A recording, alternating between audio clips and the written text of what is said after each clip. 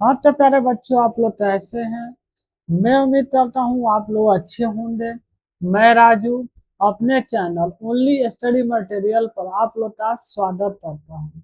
आज हम लोग कक्षा 10 का मैथ लेसन 3 में प्रश्नावली 3.3 में सवाल नंबर 2 में सवाल 3 से पढ़ना स्टार्ट करेंगे, क्योंकि इसके पिछले वीडियो में हम लोग सवाल नंबर 2 तक पढ़ चुके हैं। तो आइए हम लोग अपनी क्लास शुरू करते हैं। हम लोग का सवाल नंबर 3 है कि दो अंकों की संख्या के अंकों का योग क्या है? 9 है। तो हम इसके पिछले वीडियो में और उसके पिछले वीडियो में भी हम दो अंकों की संख्या के बारे में बात कर चुके हैं। तो आइए हम लोग सीधा इस सवाल को अब हल करेंगे, पढ़ेंगे। इस संख्या का 9 गुना, जो दो अंकों की संख्या प्राप्त हो रही है उसका 9 गुना संख्या के अंकों को पलटने पर बने संख्या का 2 गुना है, मतलब बराबर है। तो संख्या जाती है। तो सबसे पहले हम लोग मानेंगे कि माना, यहाँ पर हम लोग सबसे पहले मानेंगे।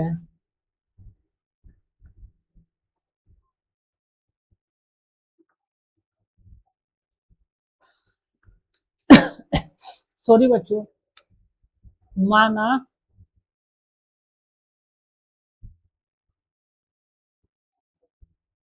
माना दो अंकों के माना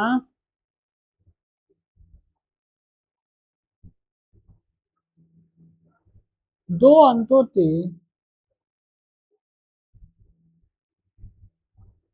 दो अंकों की संख्या में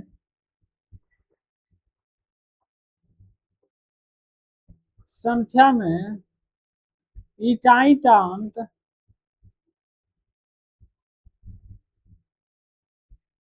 इकाई का अंक x तथा दहाई का अंक दहाई का अंक क्या है? तो y है। इसलिए दो अंकों की संख्या क्या हो जाएगी छोटी? इसलिए संख्या क्या हो जाएगी?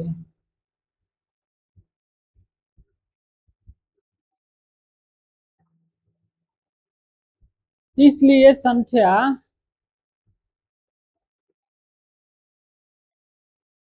इसलिए संख्या हमारी क्या हो जाएगी? तो अभी इससे पिछले वीडियो में हमने बताया है कि जब इकाई और दहाई का अंक दिया हो तो दो अंकों की संख्या कैसे निकालने का सूत्र बताया था। उसमें सूत्र में मैंने बताया था कि 10 इंटू क्या होता है? दहाई का अंक। दहाई का अंक क्या है? वाई है। तो यहाँ पर 10y और प्लस इकाई का अंक होता है, तो इकाई का अंक क्या है? एक्स है। तो हमारी संख्या क्या हो जाएगी? 10y plus x. लिखेंगे चूंकि प्रथम प्रश्नानुसार हमें क्या दिया है कि दो अंकों की संख्या के अंकों का योग, जो इकाई और दहाई का अंक है, उसका योग क्या है? 9 है। इस पूरी संख्या का योग 9 नहीं है। इस संख्या में इकाई और दहाई के स्थान पर जो अंक है उनका क्या है? योग 9 है।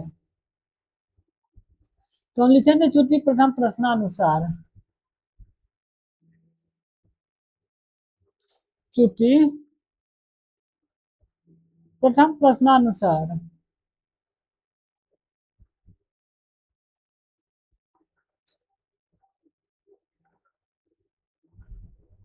चूंकि प्रथम प्रश्नानुसार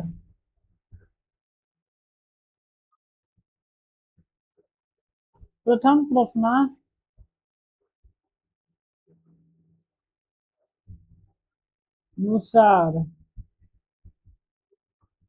चूंकि प्रथम प्रश्नानुसार क्या हो जाएगा? तो प्रथम प्रश्नानुसार हमें बोला है कि दो अंकों की संख्या के अंकों का योग, मतलब इकाई और दहाई का जो अंक है ना, उसका योग क्या है? 9 है। तो यह हम लोग का समीकरण 1 हो जाएगा। यहाँ पर सवाल में बोला है कि दो अंकों की संख्या के अंकों का योग, जो इकाई और दहाई का स्थान पर अंक है, उनका योग क्या है? 9 है। अब हम लिखेंगे चूंकि द्वितीय प्रश्नानुसार लिखेंगे चूंकि द्वितीय प्रश्नानुसार श्रुति द्वितीय प्रश्नानुसार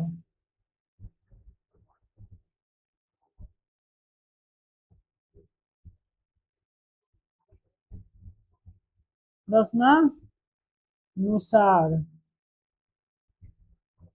द्वितीय प्रश्नानुसार द्वितीय प्रश्नानुसार हमें क्या बोला है, तो आइए हम लोग जरूर सवाल तो पढ़ते हैं। सवाल में बोला है कि इस संख्या का 9 गुना जो हमें यह 10y प्लस x संख्या प्राप्त हुई है, इस संख्या का 9 गुना संख्या के अंकों को पलटने पर, मतलब संख्या के स्थान को परस्पर परिवर्तित करने पर, मतलब इकाई के स्थान पर दहाई का अंक करने पर और दहाई के स्थान पर इकाई का अंक करने पर जो हमें संख्या बन रही है, जिसे अंत हम पलटेंगे। बोला है कि संख्या के अंकों को पलटने पर, तो हमारी संख्या है 10y प्लस एक्स, और जब इसका अंत पलटेंगे तो क्या हो जाएगा, 10x प्लस y हो जाएगा। तो जो हमें यह संख्या प्राप्त हुई है, इसका दो गुना है, मतलब आपस में बराबर है। तो इस संख्या का 9 गुना संख्या के अंकों को पलटने पर बनी संख्या का 2 गुना आपस में बराबर है। यही सवाल में बोला है। तो लिखेंगे चूंकि द्वितीय प्रश्नानुसार क्या हो जाएगा, तो 9 इंटू क्या हो जाएगा, तो 10y, 9 इंटू 10y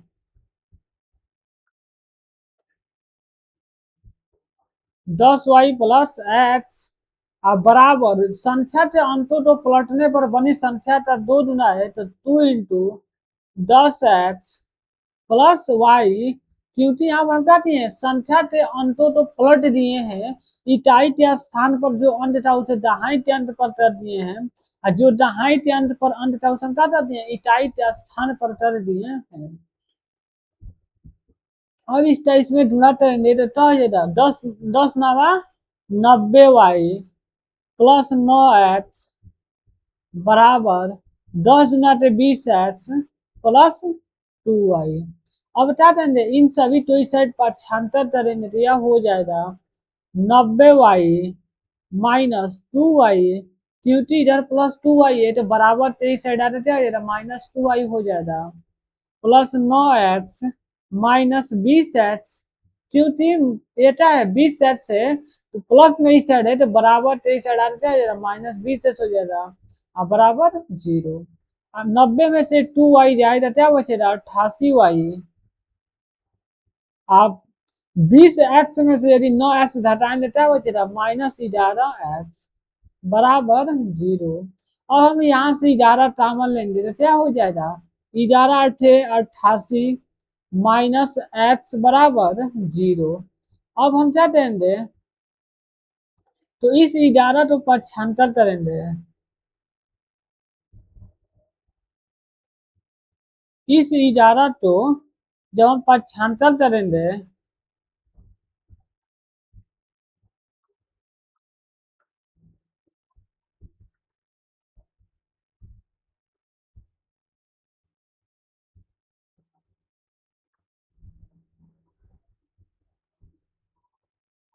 जब इस 11 को हम पक्षांतर करेंगे तो क्या हो जाएगा,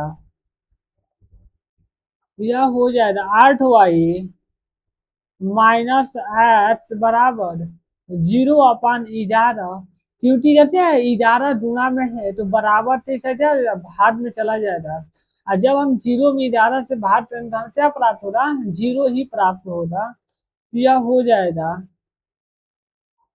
8y बरा माइनस एक्स बराबर 0, यह समीकरण 2 हो जाएगा। अब हम क्या करेंगे, यहाँ पर समीकरण 1 व 2 को हल करेंगे, तो यहाँ पर देखिए समीकरण में एक्स का मान क्या है, +8 है, और समीकरण 2 में एक्स का मान क्या है, -8 है। यदि हम समीकरण 1 व 2 को आपस में जोड़ देंगे क्या हो जाएगा, कट जाएंगे, तो लिखेंगे चूंकि विलोपन विधि से, चूंकि विलोपन विधि से,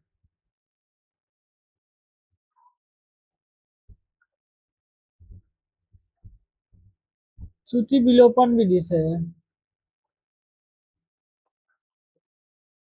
विलोपन विधि से विधि से तो लिखेंगे चूंकि समीकरण एक व दो तो समीकरण एक व दो तो क्या करने पर, तो जोड़ने पर तो क्या हो जाएगा। समीकरण एक है एक्स प्लस वाई बराबर 9 और समीकरण दो है 8y माइनस एक्स बराबर 0। यहाँ पर जब हम इसे जोड़ेंगे तो यहाँ पर प्लस एक्स यहाँ पर माइनस एक्स क्या हो जाएगा, कट जाएगा।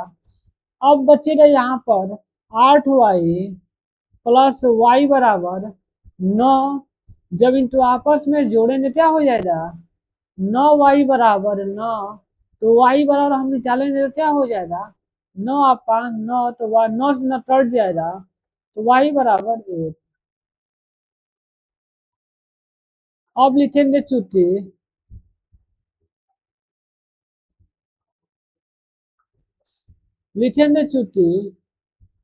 y का मान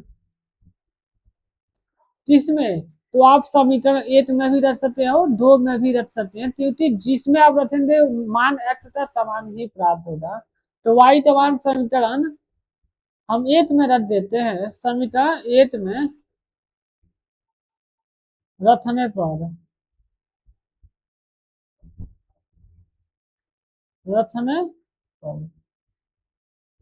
तो क्या हो जाएगा, एक्स वाई का मान हमें 1 प्राप्त हुआ है तो एक्स प्लस वाई का मान 1 है बराबर 9। जब इस एक्स को पाछांतर देंगे यह हो जाएगा एक्स बराबर 9 माइनस 1। तो एक्स बराबर क्या हो जाएगा, तो 9 में से जाएगा 8। अब क्या हो जाएगा, y बराबर 8 और 9 बराबर x बराबर 8 प्राप्त हुआ है। लिखेंगे अतः दो अंकों की संख्या, अंत में लिखेंगे अतः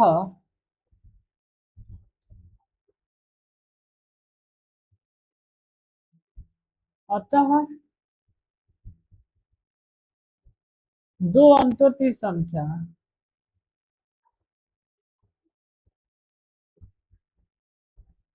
दो अंकों की संख्या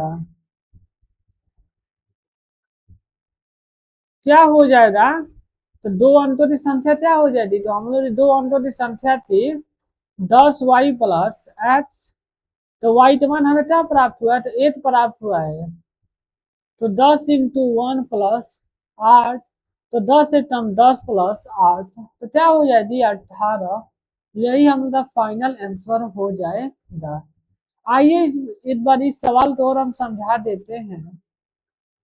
सवाल में बोला था कि दो अंकों की संख्या के अंकों का योग जो इकाई और दहाई के स्थान पर, जैसे यदि हम दो अंकों की संख्या डालें 99 है, जैसे और एक हम संख्या डालें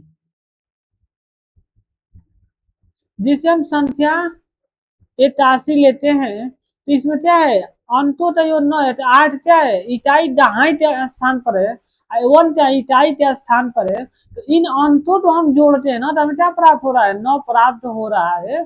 इस पूरी संख्या का योग 9 नहीं है, जो संख्या में इकाई और दहाई के स्थान पर अंक है उनका योग क्या है 9 है। तो सवाल में बोला कि दो अंकों की संख्या के अंकों का योग 9 है। तो लिखेंगे चूंकि प्रथम प्रश्न अनुसार सबसे पहले हम लोग मान लेंगे कि माना दो अंकों की संख्या में इकाई का अंक क्या है x तथा दहाई का अंक y है। तो इसलिए संख्या क्या हो जाएगी, जब दो अंकों की संख्या में इकाई और दहाई का अंक दिया हो तब हम लोग की संख्या हो जाती है 10, मतलब 10 इंटू दहाई का अंक प्लस इकाई का अंक, हम लोग की संख्या होती है 10y प्लस एक्स। हमें प्रथम प्रश्नानुसार दिया है कि अंकों का योग क्या है 9 है। तो यहाँ पर इकाई और दहाई जब अंक को हम जोड़े तो 9 प्राप्त हो रहा है, तो यहाँ पर क्या हो गया समीकरण 8 हो गया है। इसी प्रकार बोला है कि इस संख्या का 9 गुना, मतलब जो यह जो हमें दो अंकों की संख्या प्राप्त हुआ है 10y प्लस एक्स, इसका 9 गुना संख्या के अंतों तो पलटने पर, मतलब जो इकाई के स्थान पर है अंत उसे दहाई के स्थान पर करने पर, और जो दहाई के स्थान पर अंत है उसे इकाई के स्थान पर करने पर जो हमें संख्या प्राप्त हो रही है उसका दोगुना है, मतलब दोगुना के बराबर है, तो वह संख्या जाती है। तो हम लिखे हैं चूंकि द्वितीय प्रश्नानुसार इस संख्या का 9 गुना, मतलब जो संख्या हमें प्राप्त हुई उसका 9 गुना संख्या के अंतों को प्लॉट में बनी संख्या का 2 गुना है। जब इनको आपस में हम करते हैं, सोल्व किए हैं, तो हमें प्राप्त हुआ है 8y-x। यहाँ पर कुछ बच्चों को समझ है कि हम 11 कॉमन क्यों लिए, क्योंकि दोनों में 11 था। कि कॉमन का मतलब है कि दोनों में भाग कीजिए, इस 11 से आप 88 भागते तो 8 बच जाएगा, इस 11 से आप 11 भागते 8 बचे, इसलिए हम एक्स लिखे हैं। जब इस 11 को पक्षांतर देंगे तो इस साइड गुणा है, तो नीचे क्या हो जाएगा, भाग में हो जाएगा। जब हम 0 में 11 से भागते ना हमें 0 ही प्राप्त होगा। अब लिखेंगे चूंकि विलोपन विधि से, तो समीकरण 8 में एक्स का मान क्या है, +8 है। समीकरण 2 में एक्स मान -8 है। यदि हम क्या देंगे समीकरण 8 और 2 तो जोड़ देंगे, तो एक्स से एक्स क्या हो जाएगा, विलुप्त हो जाएगा, कट जाएगा।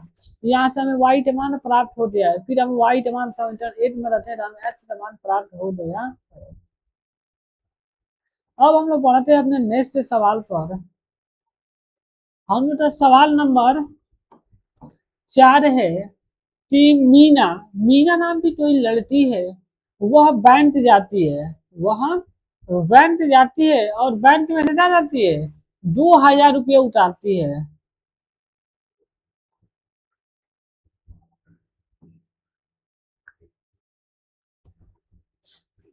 मीना 2000 रुपये निकालने के लिए एक बैंक गई।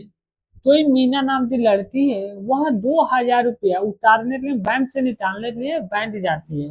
उसने थजाची उन्हें उसने थजाची थजाची मतलब होता है बैंक मैनेजर। थजाची का मतलब होता है बैंक मैनेजर से। वह 50 तथा 100 के नोट देने के लिए क्या करती, कहा। जो मीना नाम की लड़की है वह बैंक के मैनेजर थजाची से कहती है कि मुझे 50 और 100 के ही नोट आप देना। मीना ने कुल 25 नोट प्राप्त किए, तो याद कीजिए कि उसने 50 और 100 के कितने कितने नोट प्राप्त किए। तो सबसे पहले हम लोग मानेंगे कि माना बैंक के थजाची द्वारा मीना तो प्राप्त 50 और नोट की संख्या तो हमें मालूम नहीं, निकालना है तो हम मान लेंगे। तो लिखेंगे माना, यहाँ लिखेंगे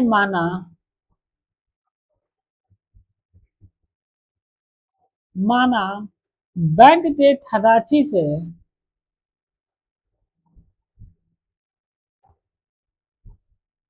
बैंक के थजाची थजाची से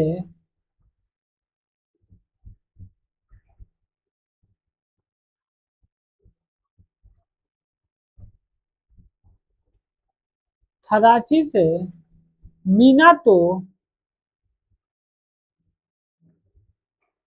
तो प्राप्त कुल 50 की नोट प्राप्त कुल 50 रुपए की नोट की संख्या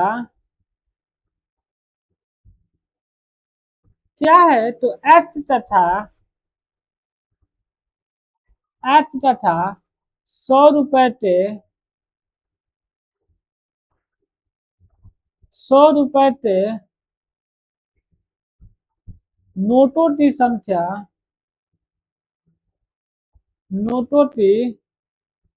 क्या है, तो वाई। सबसे पहले हम लोग मानेंगे कि कोई मीना नाम की लड़की है, वह 2000 रुपये निकालने के लिए बैंक गई। वह बैंक की मैनेजर मतलब खजाची से कही कि मुझे केवल 50 और 100 रुपए के ही नोट चाहिए। मीना ने बैंक से टोटल क्या है, 25 नोट प्राप्त किए।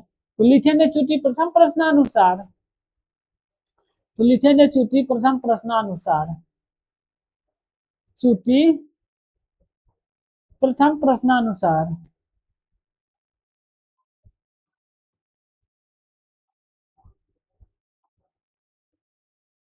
प्रश्नानुसार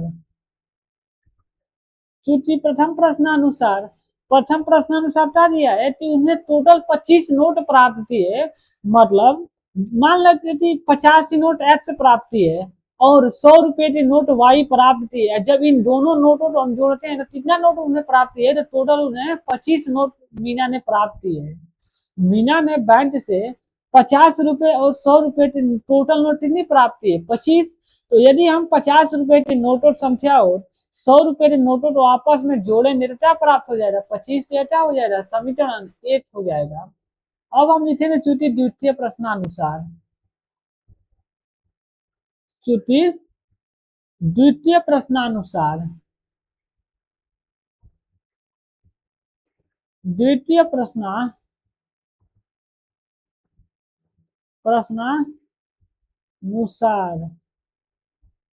क्या हो जाएगा, तो देख यहाँ पर आप सवाल पढ़िएगा। मीना ने टोटल बैंक से कितना पैसा निकालिए, तो 2000 रुपए। तो यदि हम क्या करें, मान लेते हैं कि 50 रुपए के कुछ नोट प्राप्ति है, 50 रुपए के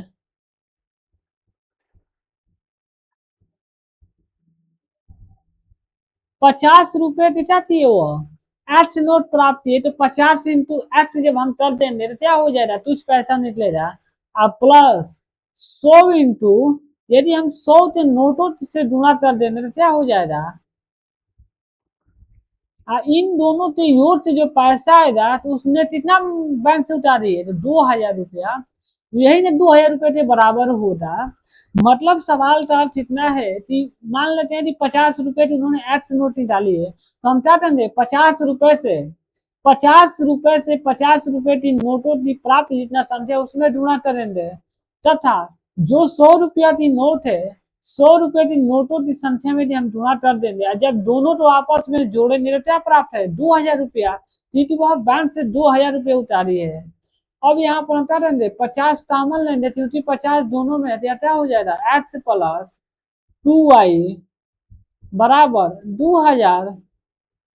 जब 50 तो 75 देंगे तो यह हो जाएगा एक्स प्लस 2y बराबर 2000 अपान 50, जीरो से जीरो कट जाएगा, तो एक्स प्लस 2y बराबर 5 चौथे विसमीकरण यह 2 हो जाएगा।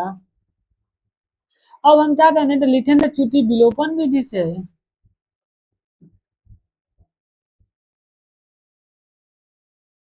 तो लिखेंगे च्युति विलोपन विधि से।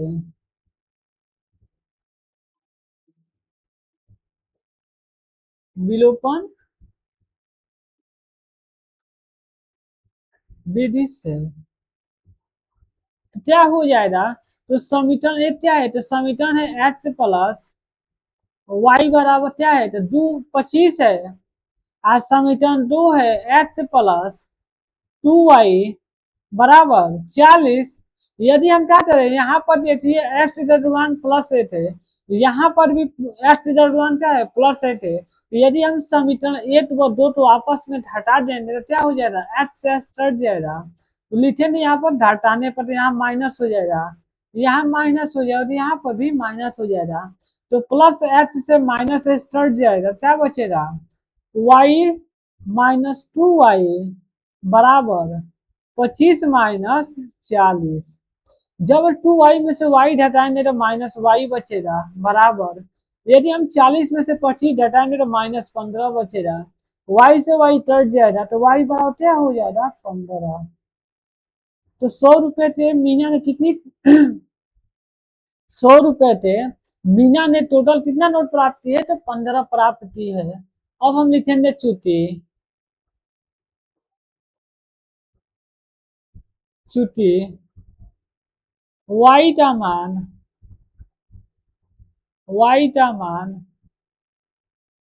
समीकरण समीकरण 8 में रखने पर रखने पर। तो क्या हो जाएगा, समीकरण 8 है x प्लस वाई बराबर 25, वाई का मान हमें 15 प्राप्त हुआ है, तो x प्लस 15 बराबर 25। तो x बराबर क्या हो जाएगा, तो 25 माइनस 15, तो x बराबर क्या हो जाएगा, तो 25 में से 15 इतना बचेगा 10। तो 50 रुपए की नोटों की संख्या कितना प्राप्त है मीना, तो 10 प्राप्त है। तो लिखेंगे अतः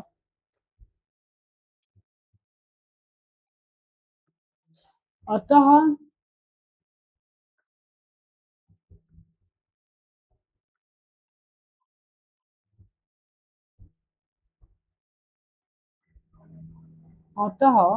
मीना द्वारा अतः मीना तो प्राप्त 50 रुपए की तुम नोट, अतः मीना तो प्राप्त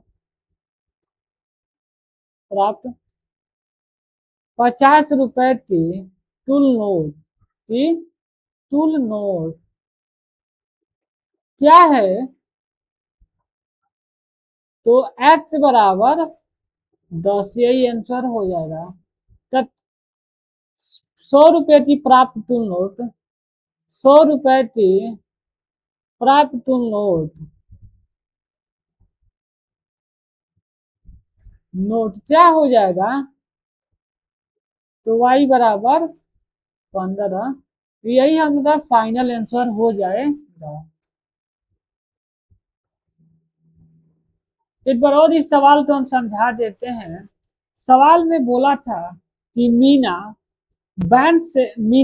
2000 रुपये निकालने के लिए बैंक गई, मतलब मीना बैंक से केवल 2000 रुपये ही निकाली। उसने बैंक के खजांची मतलब मैनेजर से कहा कि मुझे 50 और 100 के ही नोट चाहिए, उसके अति 10-20 के नोट हमें नहीं चाहिए, केवल मुझे 50 और 100 के ही नोट चाहिए। मीना तो बैंक से टोटल 25 नोट प्राप्त हुए, मतलब मीना ने कुल 25 नोट प्राप्त किए। जो मीना नाम की लड़की है वह बैंक से 25 नोट ही प्राप्त किए, उसे टोटल 25 ही नोट मिला है। ज्ञात कीजिए कि उसने 50 और 100 के कितने नोट प्राप्त किए। तो सबसे पहले हम लोग मान लेने की माना बैंक के खजांची से मीना तो खजांची से मीना तो प्राप्त 50 रुपए के कुल नोटों की संख्या x तथा 100 रुपए के नोटों की संख्या है y है। प्रथम प्रश्नानुसार हमें बोला है कि कुल नोटों की संख्या क्या है, x है, मतलब 50 रुपए की नोटों की संख्या प्लस 100 रुपए की नोटों की संख्या की जो योग है क्या है, 25 है। पैसा नहीं, नोटों की योग है, जो नोटों की संख्या उसका योग 25 है, तो x प्लस वाई बराबर 25 हो जाएगा। फिर द्वितीय प्रश्नानुसार लिखेंगे मीना क्या करिए, बैंक से केवल 2000 रुपए ही प्राप्त कर रही है, तो यदि हम 50 रुपए के नोटों की संख्या में 50 रुपए से गुणा कर देंगे तो हमें मालूम चल जाएगा कि कुछ पैसा इससे निकल जाएगा। और जब हम प्लस करते 100 रुपए से 100 रुपए की कुल नोटों की संख्या में हम गुणा कर देंगे तो कुछ पैसा, जब इनको यूज करेंगे क्या प्राप्त हो जाएगा, 2000। क्योंकि मीना ने बैंक से केवल 2000 रुपए ही उतारी है, तो यह हो जाएगा 50x प्लस 100y बराबर 2000।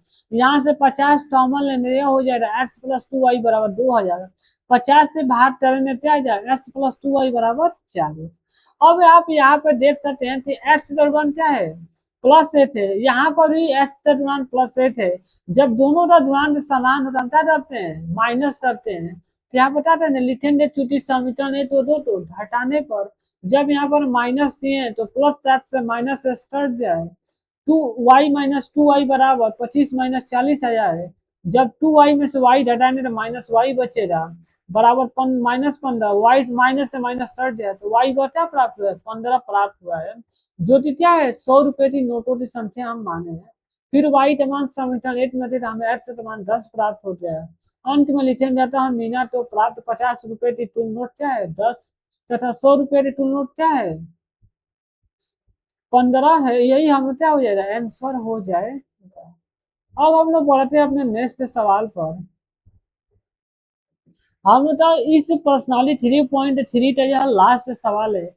आज हम लोग पर्सनाली 3.3 तो समाप्त कर चुके होंगे। तो सवाल नंबर 5 है किराए पर पुस्तक देने वाले ने किसी पुस्तकालय का प्रथम 3 दिन का एक नियत भाड़ा किराया है, एक नियत किराया है। मतलब इसको हम समझाते हैं कि कोई क्या है, पुस्तकालय है, मतलब जहां से पुस्तक मतलब किराया पर मिलता है। मान लेते हैं तो क्या है, किताब है। इस किताब पर पुस्तकालय मतलब जो पुस्तकालय का मालिक है, यदि आप 3 दिन ले जाना इस किताब को 3 दिन के लिए अपने घर ले जाना चाहते हैं, तो उसका एक भाड़ा नियत है, उसका फिक्स है कि इस 3 दिन का भाड़ा इतना रुपया लगेगा। तो मुझे मालूम नहीं है कि कितना का, हम एक्स मान लेते हैं, तो इस 3 दिन का भाड़ा तो एक्स रुपये फिक्स है। उसके बाद उसके बाद उसके बाद प्रत्येक अतिरिक्त दिन मतलब प्रत्येक दिन का अलग किराया है। मतलब यदि आप 3 दिन से अधिक दिन ले जाना चाहते हैं, जैसे 4 दिन ले जाना चाहते हैं, तो 3 दिन का तो नियत भाड़ा फिक्स है, उसके बाद आप एक दिन का अलग से भाड़ा देंगे। इसमें बोला है कि उसके बाद प्रत्येक अतिरिक्त दिन का अलग किराया है, मतलब अलग से भाड़ा आपको किराया देना पड़ेगा। सरिता ने 7 दिन तक पुस्तक सरिता ने 7 दिन तक एक पुस्तक रखने के लिए 27 रुपये आधा दिए, मतलब दिए 27 रुपये पुस्तकालय तो दिए। जबकि सुशी ने एक पुस्तक तो 5 दिन तक रखने के लिए 21 रुपया आधा दिए। तो नियत किराया तथा प्रतिदिन का अतिरिक्त किराया ज्ञात।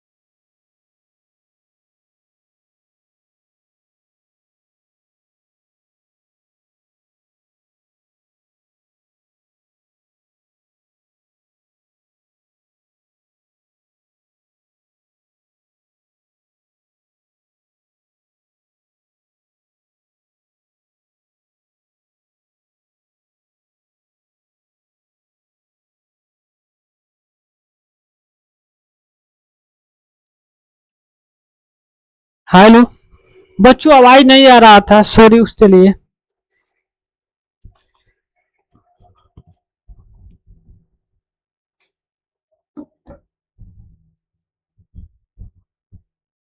तो हाँ बच्चों, तो जो अभी हम बता रहे थे कि जो 3 दिन का भाड़ा है वो नियत है, उससे अतिरिक्त हमें क्या करना पड़ता है, अलग से भाड़ा देना पड़ता है। तो लिखेंगे चूंकि प्रथम प्रश्नानुसार, चूंकि प्रथम प्रश्नानुसार, प्रथम प्रश्नानुसार,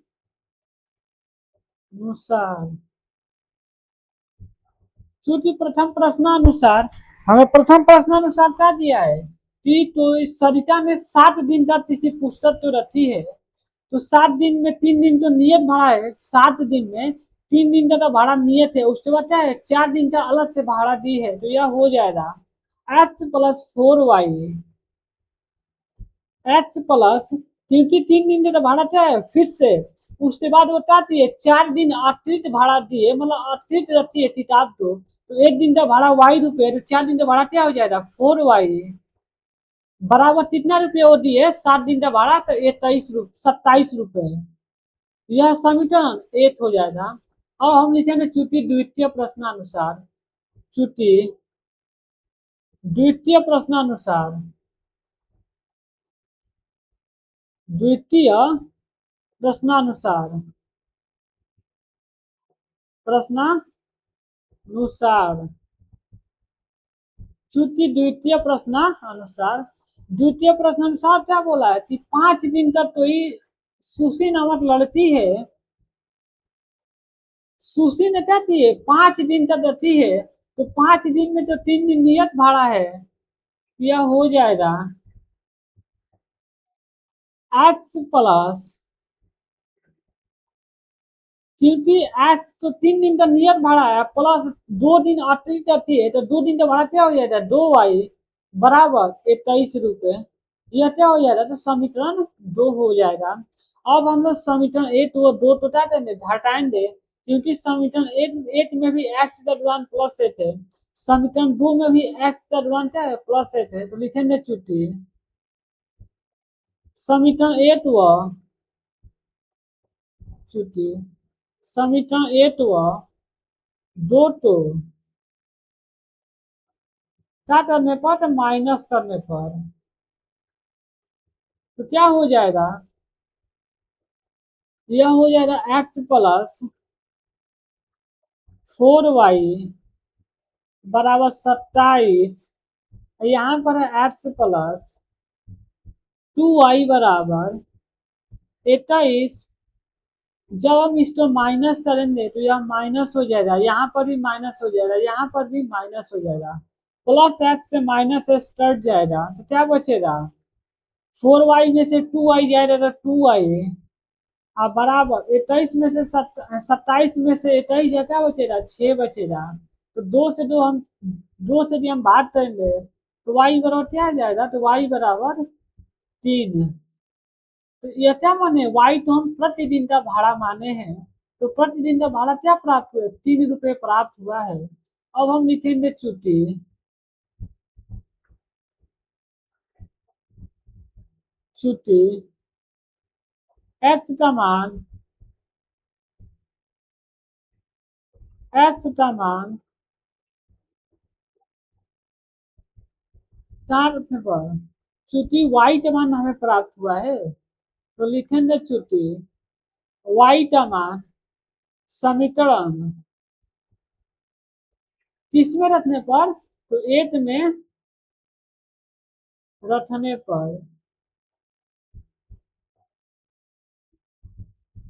तो क्या हो जाएगा समीकरण 8 है x+4y बराबर 27, y का मान हमें क्या प्राप्त हुआ 3 प्राप्त हुआ है, तो x+4 × 3 बराबर 27, तो यह हो जाएगा x+12 बराबर 27। जब हम 12 तो पक्षांतर करेंगे क्या हो जाएगा 27 माइनस 12, तो x बराबर क्या हो जाएगा, तो 27 में से 12 जाएगा तो 15 बचेगा। अब हम लोग लिखेंगे अतः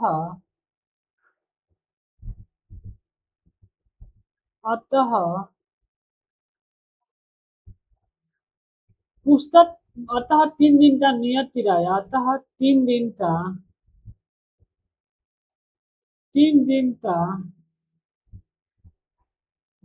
का नियत किराया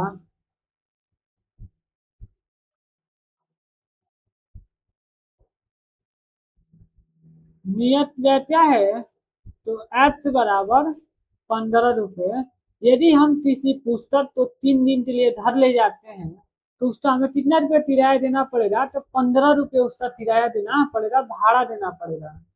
लिखेंगे प्रतिदिन का भाड़ा, प्रत्येक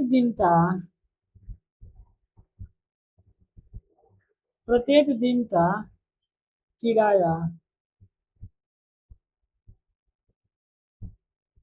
तो क्या हो जाएगा, प्रत्येक दिन का किराया y बराबर 3 रुपए। हमें यदि हम 3 दिन से अतिरिक्त यदि हम अपने किताब से घर ले जाते हैं तो हमें अलग, मतलब प्रत्येक दिन का कितना रुपये भाड़ा देना पड़ेगा, तो अलग से 3 रुपये देना पड़ेगा। आइए एक बार इस सवाल को और हम समझा देते हैं।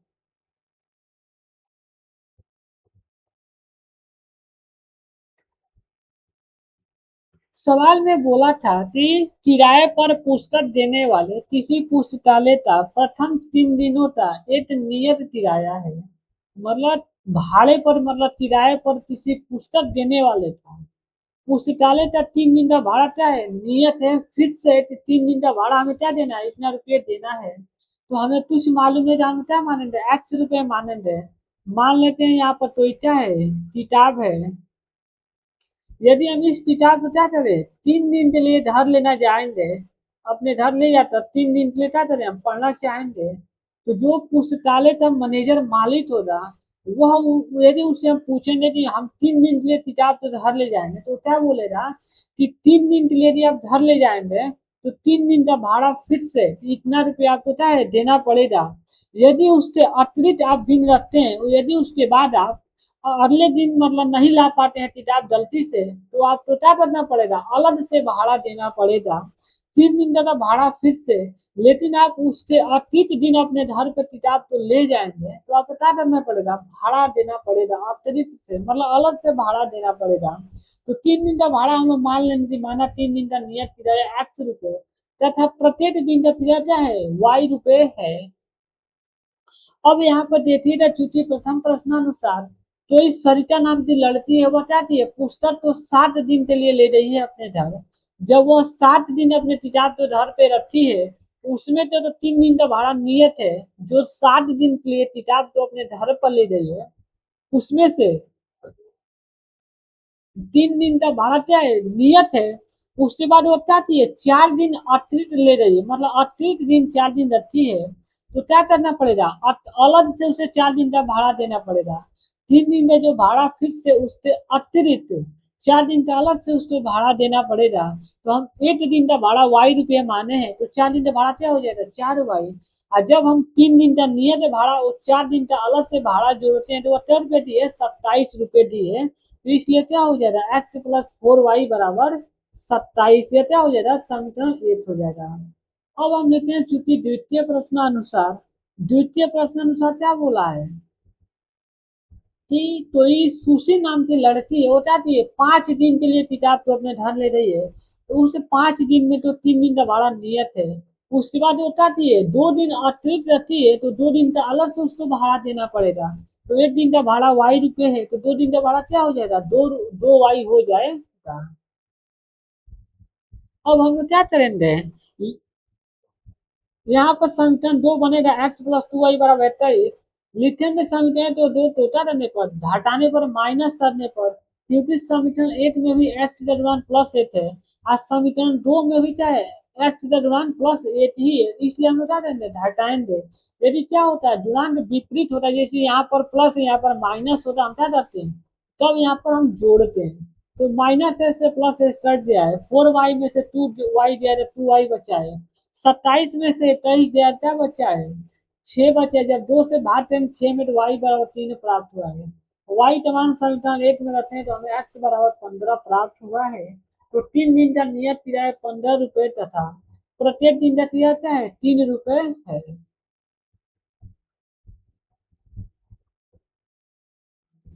अब हम लोग मिलते हैं नेक्स्ट वीडियो में अपने लेसन 4 के साथ। आज हम लोग का लेसन 3 समाप्त हो गया है। Thank you so much.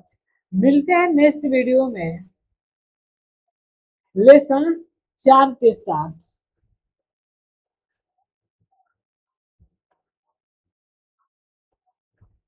Thank you so much.